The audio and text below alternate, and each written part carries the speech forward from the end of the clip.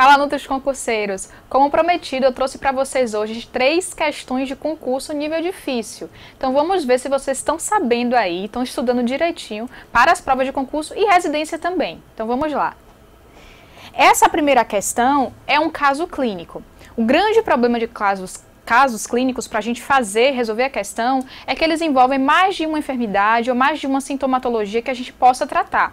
Então vocês têm que ficar muito atento com essas pegadinhas e com essas complexidade aqui da questão. No final das contas é bem simples e eu vou mostrar para vocês o porquê. Então, o primeiro caso clínico seria um paciente do sexo masculino de 67 anos. Daí você já pensa, poxa, já é idoso, então a gente já tem que considerar alguns pré-requisitos aí de alterações na alimentação. Na fisiologia, né, do idoso que muda como um todo. Então, é algo a se pesar também. Com diagnóstico de insuficiência cardíaca congestiva, apresentando dispneia a realizar pequenos esforços. Foi encaminhado para atendimento nutricional devido à presença de constipação.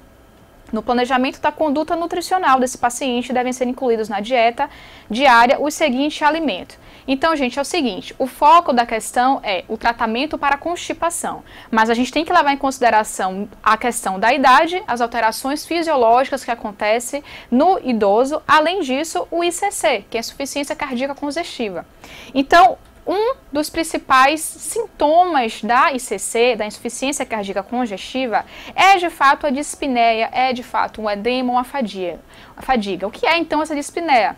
É aquela dificuldade em respirar. Por conta disso, ele fica mais cansado, por conta disso, qualquer mínimo esforço vai ser muito grande para esse paciente. Lembre-se que além disso, ele também é um idoso. Não se tratou muito aqui sobre a questão da mastigação, de ausência de peças dentárias, nada disso. Então não vamos levar em consideração, não vamos viajar demais na questão, né? Vamos ater ao que ele fala aqui.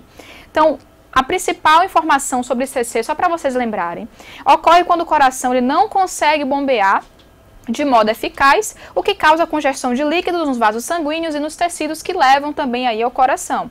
Então, as manifestações clínicas mais frequentes, dispneia, edema e fadiga. Então, na questão, ele tem dispneia e ele está com constipação. Qual é o grande problema? Todas as alternativas, elas são muito atraentes em termos de tratamento de dietoterapia para constipação, mas a gente tem que levar em consideração, principalmente aqui, olha só, gente, o sintoma da dispneia. Se ele é um paciente idoso, se ele é um paciente com ICC e ele tem dispneia, a gente tem que prover pelo menos alimentos do nível brando para baixo. A gente não pode dar consistências, por exemplo, do nível normal, do nível usualmente utilizado, porque exige um esforço muito maior para esse indivíduo mastigar aí. Então vamos ver as possíveis alternativas. Letra A, pão integral, vegetais folhosos crus e aveia em flocos com leite desnatado. Essa questão é atraente quando a gente pensa no termos de fibra, mas temos que pensar em termos de consistência da alimentação. Ela não seria interessante para esse caso clínico. Se fosse um indivíduo somente com constipação, seria uma alternativa a se considerar sim. Letra B, iogurte com probiótico, maçã com casca, arroz integral. O problema aqui, gente, é a maçã com casca. É riquíssima em fibras solúveis e insolúveis por conta da casca aí. Mas é um alimento que é de difícil mastigação. E isso vai exigir para um paciente que tem dificuldade em respirar, é um paciente que está com dispneia. Não é o que a gente quer aqui. A letra C, módulo de fruto-oligosacarídeos, ok. Laranja com bagaço e leite integral com farelo de trigo. Qual o problema? A laranja aqui. Poxa, é uma pegadinha e é por isso que a gente pensa que essa questão seria um nível difícil, porque quando você pensa em constipação, de imediato a gente lembra na laranja com bagaço, na ameixa, na maçã com casca, que são riquíssimas em fibras insolúveis e solúveis também. Mas nesse caso não é interessante para um paciente com ICC, para o paciente com dispneia. Letra D, suplemento proteico calórico com prebiótico, ameixa seca e torrada de pão integral. Gente, essa torrada de pão integral já é difícil para quem não tem problemas nenhum de saúde. Já é uma consistência, digamos, dura e de difícil mastigação. Imagina para um paciente idoso com ICC que está sofrendo de dispneia. Então, o problema maior aqui é a consistência. Então, letra E, mingau de aveia, ok. Iogurte liquidificado com ameixa seca e suco de mamão. A ameixa seca, ela entra aqui, mas ela entra em um processo de liquidificação, o que significa que alterou a consistência. Então, a alternativa correta dessa questão é a letra E. Então, atentem-se aí para quem tem ICC, atentem-se à consistência. Essa questão é super fácil de confundir, porque todas as alternativas são muito atraentes a nível de tratar a constipação. A segunda questão, ela diz o seguinte: nas doenças hepáticas crônicas provocadas ou não pelo consumo excessivo de álcool, uma das recomendações dietéticas mais importantes é de... Então, vamos ver. Doença hepática crônica, gente. Essa questão, eu já achei ela também um pouco complicadinha, e eu fiz um comentário assim para cada alternativa. Então, a gente vai entender um pouquinho de cada alternativa. Então, a letra A. Evitar a inclusão na dieta de alimentos proteicos ricos em aminoácidos de cadeia ramificada. Será verdade? Então, a gente vai ver daqui a pouquinho a alternativa, um comentário sobre essa alternativa. Letra B. Promover o adequado aporte de vitaminas A, E e ácido fólico, pois é comum a deficiência nos pacientes. Contribuir para a perda de peso dos pacientes que normalmente apresentam sobrepeso ou obesidade. Letra D. Planejar a dieta, excluindo-se alimentos lácteos, especialmente aqueles com lactobacilos. Letra E. Planejar a dieta com cerca de 40 a 50% de calorias provenientes de carboidratos, preferencialmente à base de açúcares complexos. Então, comentando sobre cada alternativa, a letra A.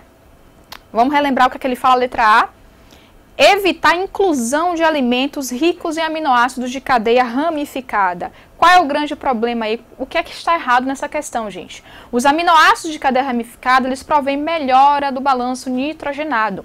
É, na verdade, dos métodos que a gente utiliza para pacientes com essas doenças para auxiliar, para melhorar. Então, a gente não deve evitar. Na verdade, a gente deve estimular o consumo desses alimentos ricos em aminoácidos de cadeia ramificada.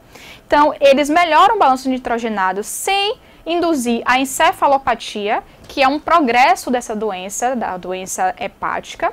E, além disso, esses aminoácidos ramificados, de cadeia ramificada, não sobrecarregam o fígado por serem metabolizados nos músculos. Então, o fígado que já está com deficiência em poder fazer o metabolismo de diversos nutrientes, como ele é responsável, os aminoácidos de cadeia ramificada, eles são super aconselhados, porque o músculo, ele faz esse metabolismo. Então, a questão está errada porque a gente tem que estimular e não evitar a utilização desses itens. A alternativa correta é a letra B. E por que seria a letra B? Porque já é esperado que pacientes com insuficiência hepática crônica, eles tenham deficiência nesses nutrientes aí. E por conta disso vai ter um risco elevado de anemias, de alterações cognitivas e de cegueira noturna por conta da vitamina A. Essa é a alternativa correta. Mas o porquê das demais estarem erradas? Letra C, vamos lembrar o que é que ela fala? Contribui para a perda de peso dos pacientes. Gente, mesmo que eles tenham sobrepeso, mesmo que eles tenham obesidade, os pacientes com doença hepática crônica, eles têm um processo de catabolismo muito intenso, o que significa que eles já vão perder peso por conta dessa enfermidade. Então, a gente não pode estimular. Eles já se encontram em estado catabólico, então a gente tem que dar uma quantidade de energia adequada, a gente não pode dar inferior. A prioridade aí não é perder peso, a prioridade é você nutrir um paciente que já está em total demanda energética aí, tá? Então, não pode, mesmo que ele seja obeso, a gente estimular a perda de peso. Letra D, a questão traz o seguinte, vamos relembrar: planejar a dieta excluindo-se alimentos lácteos, especialmente aqueles com lactobacilos. É errado, gente. Os alimentos lácteos, né, principalmente os que têm lactobacilos, eles vão auxiliar a reduzir o nível total de amônia, porque os lactobacilos, eles se alimentam, eles utilizam esses itens. Então, pense que um paciente com doença hepática crônica, eles têm quantidades elevadas de amônia e por conta disso pode piorar o quadro e migrar para uma encefalopatia. Então, a gente quer, na verdade, colocar sim alimentos fontes de lactobacilos, a gente não pode excluir. Letra E, o que é que ele traz na letra E? Planejar a dieta com 40 a 50% de calorias provenientes de carboidratos, priorizando aqueles à base de açúcares complexos. Primeiro, esse é um termo um pouco confuso porque açúcares são açúcares normalmente simples, já que açúcar a gente fala aquela parte mais simples, né, do carboidrato. Quando a gente quer chamar um carboidrato de complexo, a gente chama essa fração maior, que seria carboidrato e não açúcar. Então, açúcar complexo já é um termo, digamos, errado para você colocar e você falar sobre esse termo. Mas qual é a questão aqui, gente? Não é de 40 a 50%. Se ele tem uma demanda energética maior, a recomendação pelo menos é de 50% a 60%. Tem que ser uma quantidade maior para a gente tentar nutrir esse paciente e evitar a perda de peso de um processo catabólico que ele já tem bastante intenso. Dando-se preferência aos carboidratos complexos, não açúcares complexos. Com relação aos monossacarídeos, que são açúcares, aos disacarídeos, que também são açúcares simples, podem ser usados normalmente desde que esse paciente tenha uma glicemia controlada, desde que ele não tenha insuficiência, desde que ele não tenha resistência à insulina ou resistência à glicose. Tem que analisar o quadro como um todo. Mas a gente pode fornecer? Sim. Geralmente até 10% desses carboidratos podem ser de açúcares simples. Mas a recomendação é de 50% a 60%. A alternativa correta é a alternativa B. Então, mais uma questãozinha. Essa questão é de uma banca bem comum, uma banca bem difícil, que é a CESP, e aquela alternativa que dá certo ou errado. Qual é o grande que eu considerei um nível de dificuldade alto?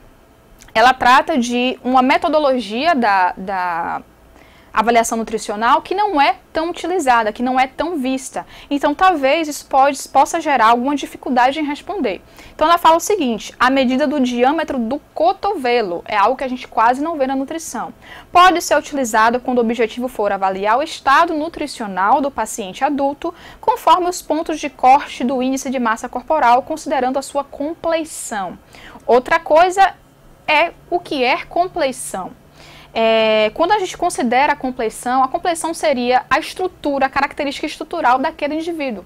Então, a gente pode ver pessoas com a compleição obesa, ou seja, tem uma característica física de um obeso, ou pessoas robustas, pessoas mais magras. É uma questão de composição de estrutura corporal. Então, esse diâmetro, ele avalia. Coloquei aqui para vocês umas orientações. A banca só quer saber o seguinte, gente: isso aqui está certo ou isso aqui está errado? Isso está correto, mas por quê? Essa é uma medida que não é muito utilizada, então por isso eu resolvi trazer para vocês, porque é um nível de conhecimento a mais, não só específico para o que cai em concurso. Essa medida, olha só, ela é aferida pelo paquímetro, tem como objetivo avaliar a compleição dos indivíduos e auxiliar na avaliação do estado nutricional. Através dessa medida, eu posso dizer o seguinte: esse indivíduo tem uma estrutura robusta, esse indivíduo tem uma estrutura mais magra, mesmo sem saber a composição, mesmo sem saber o IMC, mesmo sem saber a bioimpedância, só por conta a medida do cotovelo. Ela é utilizada não muito. Ela é uma das poucas medidas que não é utilizada, mas que é cobrada em concurso. Então, assim, ele é muito útil para avaliar para avaliações clínicas do estado nutricional do indivíduo, sendo os pontos de corte de acordo com o IMC. Então, tem até uma relação com o IMC. A alternativa está correta, porque toda a descrição que ele traz aqui é verdadeira. Então, a medida do diâmetro do cotovelo pode ser utilizada com o objetivo para avaliar o estado nutricional do paciente, porque a gente faz uma correlação com o IMC, conforme os pontos de corte do índice de massa corporal, considerando a sua compleição. Correto, a alternativa está correta. Então, aconselho a vocês a darem uma estudadinha um pouquinho do que seria essa medida de avaliação corporal. É uma medida nova, a gente tem pontos de cortes a relacionar com o IMC e pode ser interessante para você saber um pouquinho mais sobre isso também. Bom, gente, ficamos por aqui. Espero que vocês tenham curtido. Na próxima semana eu trago mais questões e aí a gente vai ver um pouquinho qual banca vocês gostariam mais, qual é o nível que vocês gostariam que eu trouxesse. E aí a gente vai pensar um pouquinho aí, algo que possa ajudar vocês, tá bom? Bons estudos e até a próxima!